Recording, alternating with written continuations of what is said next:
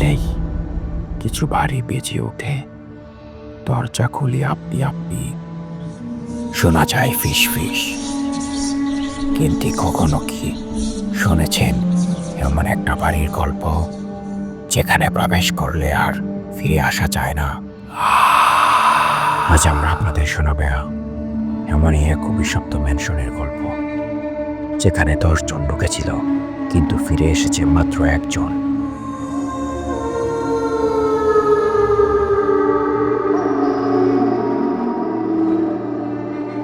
আপনাদের সবাইকে স্বাগত গল্পের চ্যানেল টেলস ফ্রম পিটিতে।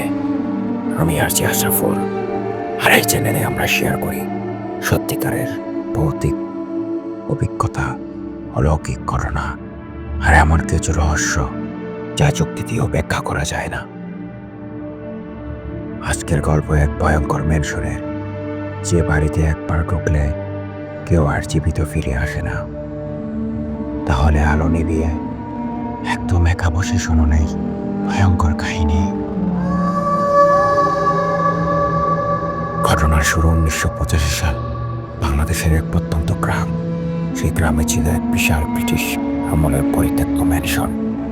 কেউ জানে না সেটার আসল মালিক কে ছিল আর কেনই বা বাড়িটি ফাঁকা পড়ে আছে। তবে গ্রামবাসীরা বলে বাড়িটা জীবন্ত। প্রতি পূর্ণিমার রাতে সেখানে নাকি মানুষের চিৎকার শোনা যায়, কিন্তু যখন ভোর হয় তখন সব শান্ত, যেন কিছুই হয়নি। অনেকেই সেখানে ঢুকতে চেয়েছিল, কিন্তু যারা গিয়েছিল তারা আর ফিরে আসেনি। তবে 1985 সালের এক সাহসী তরুণ শাহেদ তার 9 জন বন্ধুকে নিয়ে চ্যালেঞ্জ করলো, ওরা ওই রাতে ম্যানশনে ঢুকবে আর ভোরের আলো থেকেই ফিরে আসবে।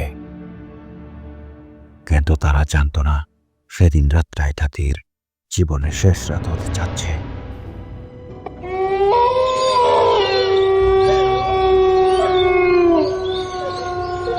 সেদিন রাত 11টা। শাহেদ ও তার বন্ধুরা টর্চ লাইট নিয়ে ঢুকে পড়ল সেই ম্যানশনে। ভেতরে ঢুকতেই একটা আজব ব্যাপার ঘটল। বাতাস যেন বন্ধ হয়ে গেল, গরম শ্বাস নিতে কষ্ট হচ্ছে।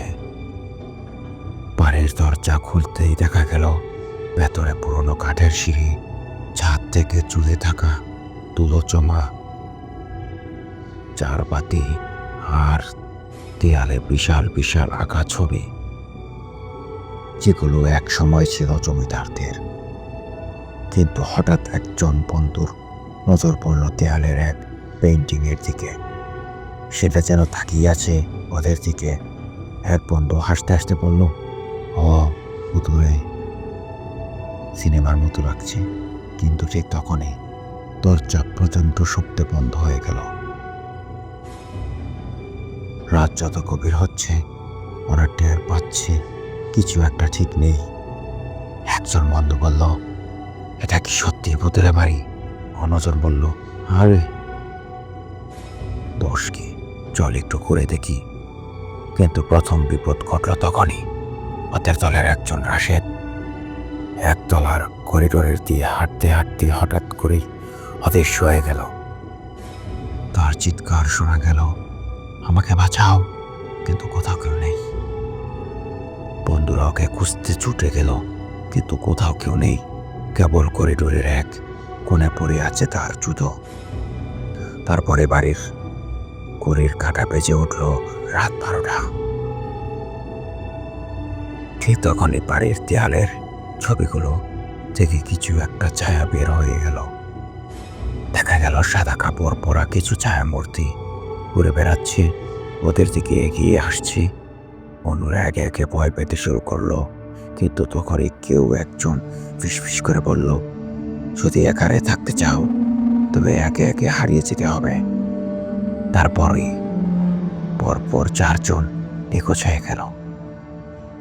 শাহেদ আর বাকি 2 বন্ধু প্রাণপণে দৌড় দিল, কিন্তু সামনে বিশাল দরজা, সেটাও আপনা আপনি বন্ধ হয়ে গেল। বাইরে থেকে কেউ যেন দরজার উপরে ফিসফিস করে বলছে, তোমরা তো থাকতে চেয়েছিলে, তাহলে এখন পালাবে কেন? সকাল 5টা, ভোরের আজান পড়ে গেছে। গ্রামের লোকজন এসে দেখে বাড়ির সামনে পড়ে আছে শুধু একজন, সাহেব। তার চোখ কোটরের ভেতরে ঢুকে গেছে, মুখ দিয়ে ফেনা বের হচ্ছে, আর সে বারবার একটা কথাই বলছে, ওরা আমাকে ছেড়ে দিল, কিন্তু আমার বন্ধুদের রেখে দিল। গ্রামবাসীরা চেষ্টা করলো শাহিনকে স্বাভাবিক করতে, কিন্তু সেই রাতের পর থেকে আর স্বাভাবিক হয়নি। কিন্তু আজও পূর্ণিমার রাতে যদি কেউ ম্যানশনের সামনে দাঁড়ায়, তবে সে শুনতে পাবে সেই নিখোঁজ বন্ধুদের কান্নার আওয়াজ। কিন্তু যদি কেউ তাদের খুঁজতে ম্যানশনে ঢুকে, তবে হয়তো তার পরিণতি একটি। আপনারা কি মনে করেন এমন বাড়ি কি সত্যি আছে? আপনার এলাকায় কি এমন কোনো রহস্যময় স্থান আছে? কমেন্টে জানান।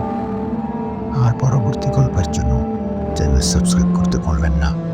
সামনে আরো ভয়ঙ্কর কাহিনী আসছে। তো আর দেরি কেন, চলুন খুলে দেই গল্পের জানালা।